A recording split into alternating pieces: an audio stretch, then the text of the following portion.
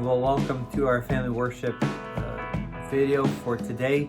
Looking at Exodus 13 verses 1 through 16, dealing with the ownership of God over the firstborn of the people of Israel. So let's get to the passage together.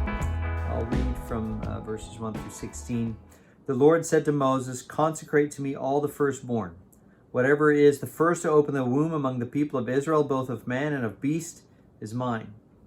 Then Moses said to the people, "Remember this day in which you came out from Egypt, out of the house of slavery, for by a strong hand the Lord brought you out from this place.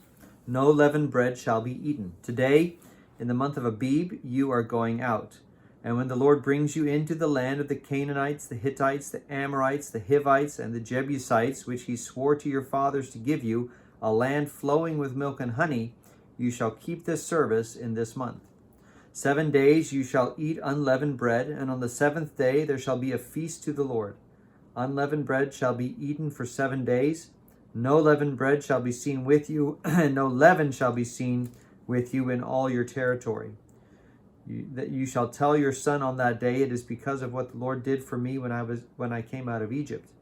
And it shall be to you as a sign on your hand, and as a memorial between your eyes, that the law of the Lord may be in your mouth. For with a strong hand the Lord has brought you out of Egypt. You shall therefore keep this statute at its appointed time from year to year.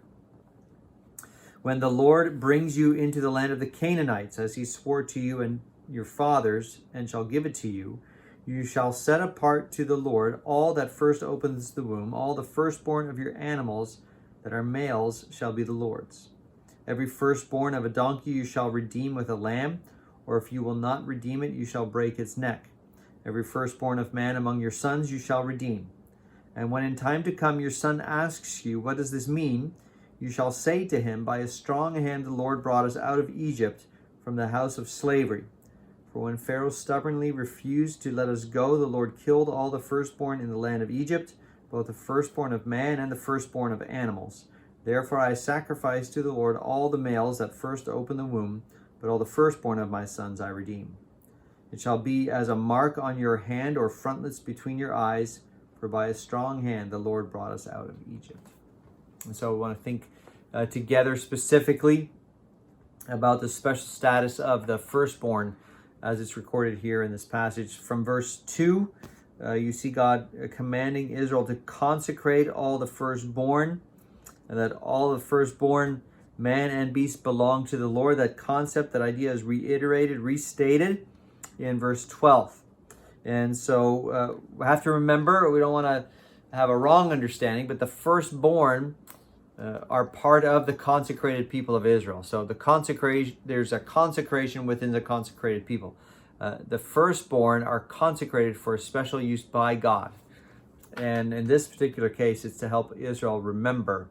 And now what's specifically being remembered? Every time a womb is opened, so the firstborn of an animal, first son of a woman, this child is a reminder to the people of Israel, because of their need to redeem that firstborn, that God owns them.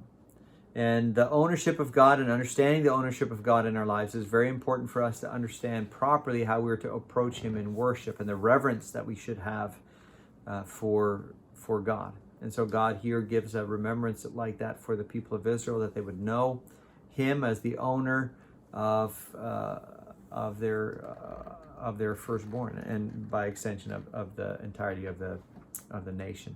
So I want to try to apply that to children in our day and age as well. We don't have to redeem our firstborn in the same way, and yet we have to remember the ownership of God over all his people.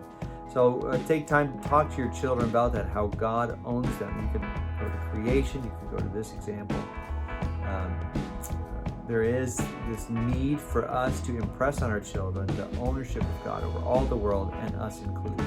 That we would not be proud before him, that we would not grumble before him, that we would recognize him as the gracious giver of life, giving of life to his creatures, to his creation, that they would rejoice before him. And so teach them that.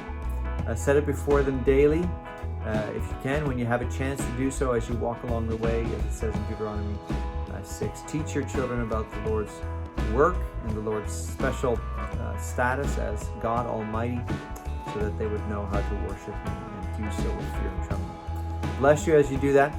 We'll see you next time.